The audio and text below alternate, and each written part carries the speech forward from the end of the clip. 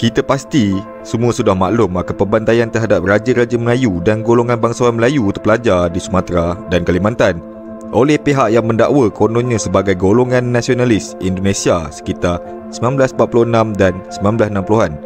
Video ni adalah ringkasan kepada peristiwa-peristiwa sadis yang berlaku di kerajaan-kerajaan Melayu Islam yang telah diserang oleh manusia-manusia kejam ini.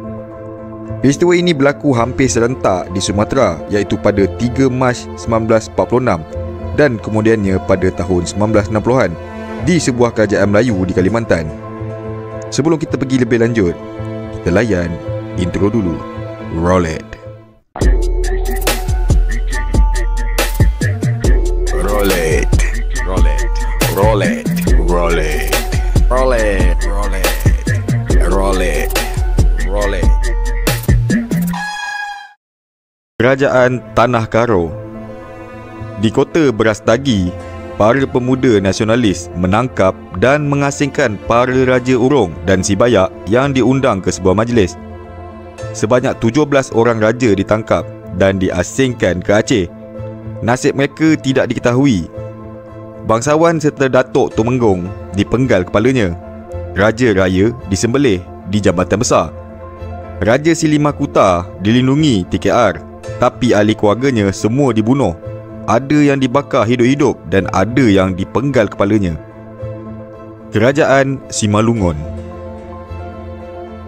Barisan Harimau Liar pada malam 3 Mac menangkap Raja Kerajaan Paneh beserta keluarganya, lalu merampas harta benda mereka. Raja dan keluarganya dibawa ke suatu tempat pesta, kemudian mereka dibunuh dengan kejam. Kesultanan Asahan, Tanjung Balai. Pukul 6 pagi, istana diserang sekelompok orang dari Nasional Pelopor Indonesia, Napindo, Pemuda Sosialis Indonesia, Pesindo, Ku Tui Sintai, Barisan Harimau Liar, Barisan Merah Parti Komunis Indonesia, Hizbullah dan Buruh-Buruh Jawa. Seluruh keluarga dan kerabat Kesultanan Melayu Islam serta orang-orang yang bekerja untuk istana ditangkap. Harta benda mereka dirampas. Sultan Asahan sempat melarikan diri dari belakang istana. Kesultanan Kuala. Ketika penghuni istana sedang tidur, istana diserbu segerombolan orang bersenjata tajam. Malam itu, istana diselongkar habis. Tengku Al-Haji Muhammad Shah, Sultan Kuala, dibawa ke kuburan Cina tak jauh dari istana. Tengku besar juga dijemput dari rumah isterinya dan dibawa ke tempat yang sama. Mereka diseksa dengan kejam, lalu ditinggalkan. Tengku Hasnan, Tengku Long serta seluruh keluarganya dipenggal kepalanya. Seramai 73 orang bangsawan dan kerabat diraja Melayu yang terkorban pada malam itu. Kesultanan Melayu Delhi. Ahli Persatuan Perjuangan yang ditubuhkan oleh Tan Malaka dan Persatuan Ulama seluruh Aceh menyerang Istana Delhi. Istana ditembak tetapi Sultan selamat dengan bantuan askar Inggeris dan tentera kerajaan. Namun, bangsawan, datuk, orang yang berpangkat nama Wan dan warga Melayu Delhi di luar istana banyak dibunuh. Kesultanan Melayu Langkat. Pesindo menangkap 21 orang kerabat istana. Istana Sultan Langkat di Tanjung Pura dan di Kota Binjai dirompak. Bangsawan-bangsawan Langkat ditangkap dan sebahagian besar dibunuh dengan kejam, termasuk pujangga besar Tengku Amir Hamzah. Puteri-puteri Sultan Langkat diperkosa di hadapan mata ayahanda mereka sendiri. Sultan Langkat dan putera mahkota yang masih belia hilang hingga kini. Tengku Kamil, ahli keluarga Kesultanan Langkat, wafat setelah ditebas dengan parang. Semua tengku, datuk, wan dan ahli istana mati dibunuh. Kesultanan Melayu Langkat paling banyak dibunuh PKI dan Pesindo. Kesultanan Melayu Bulungan. Sepasukan tentera dari Satuan Tempur Brawijaya 517 mengepung istana. Masyarakat yang sedang mengambil wuduk di Sungai Kayan untuk solat subuh terkejut melihat banyaknya tentera. Dan sekitar pukul 6 pagi, seluruh masyarakat di Tanjung Palas dikumpulkan di depan istana. Major Sumina Hussein, Komander Kodim Bulungan di Tanjung Selo berkata, para bangsawan Bulungan ingin memberontak terhadap pemerintahan Republik Indonesia. Namun, Datuk Taruna, bangsawan Bulungan, menyanggahnya.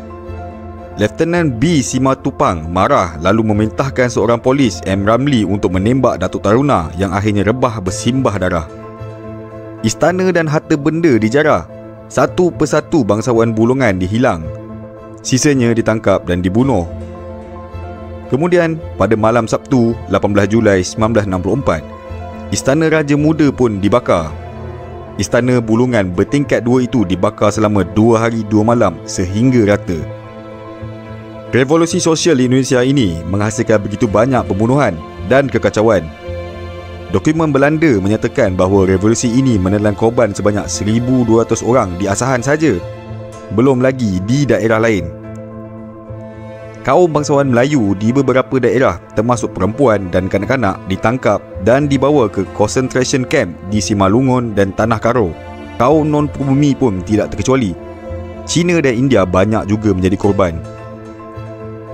Kaum bangsawan dicaci maki sebagai orang bodoh dan pemalas serta berada dalam kemiskinan dan tidak mendapat bantuan negara dan negerinya sendiri. 2 generasi orang Melayu hampir kehilangan identiti mereka. Mereka takut mengaku Melayu, takut memakai baju Teluk Belanga dan sengaja menambah gelar keturunan Batak di depan namanya supaya boleh masuk sekolah atau diterima di pejabat kerajaan.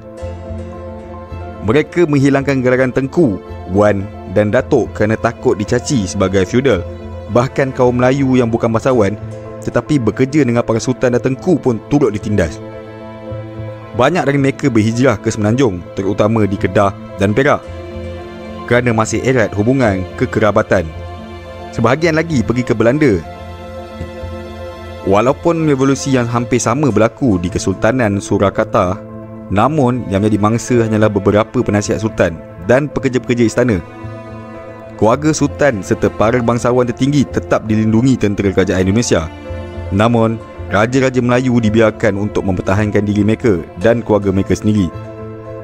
Satu perkara yang ingin ditekankan tentang peristiwa ini adalah hakikat bahawa negeri-negeri Melayu yang terlibat ini semuanya adalah negeri yang sangat-sangat kaya dengan hasil pelombongan, getah, sawit, tanaman-tanaman komersial seperti kopi, koko dan lada, malah telaga minyak. Di negeri-negeri ini wujud pekan-pekan, pelabuhan serta bandar yang makmur dan indah. Malah para sultan mempunyai kapal dagang dan kapal wap masing-masing seperti Sultan Langkat dan Sultan Bulungan. Kekayaan negeri-negeri Melayu ini sentiasa dicemburi oleh pihak-pihak tertentu.